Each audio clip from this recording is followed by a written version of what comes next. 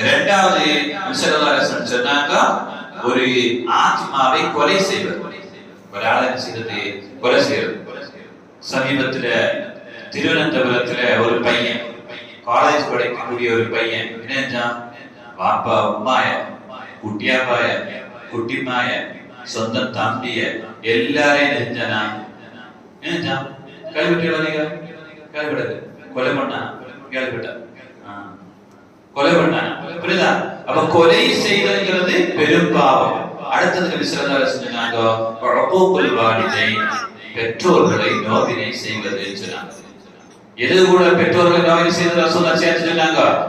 அல்லாஹ்வுக்கு இணை வைப்பது, கொலை செய்வது, அந்த கொலைக்கு கூட ரசூலுல்லாஹ் சேர்த்து சொன்னது என்ன சொன்னாங்க? பெற்றோர்களை வேதனை செய்வது சொன்னாங்க. நபி ஸல்லல்லாஹு அலைஹி வஸல்லம். அப்போ கொலைக்கு நிகர் எது? உம்மாய அப்பாயம் கஷ்டப்படுத்துறது.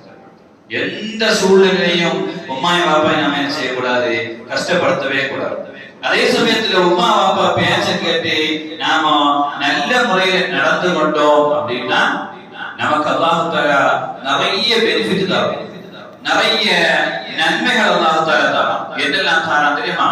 நம்முடைய வாழ்க்கை அல்லாஹ் தஆலா நீட்டித்தான். அதாவது ரொம்ப வருஷம், ரொம்ப வயசு வரை வாழக்கூடிய ஒரு பாக்கியத்தை அல்லாஹ் தஆலா தரான். எதன் மூலமாக தரான்? அம்மா அப்பா பேச்சுக்கு கட்டுப்பட்டு நடக்கிறதுனால தரும். அதே போல அல்லாஹ் தஆலா ரிஸ்க், தாராளமாக ரிஸ்க் தரான். ரிஸ்க்னா என்ன? சாப்பாடு ரிஸ்க் தான், தண்ணியும் ரிஸ்க் தான், குழந்தைகளும் ரிஸ்க் தான்.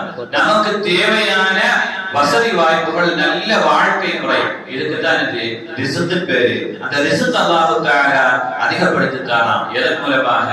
பெற்றோர்கள் பேச்சு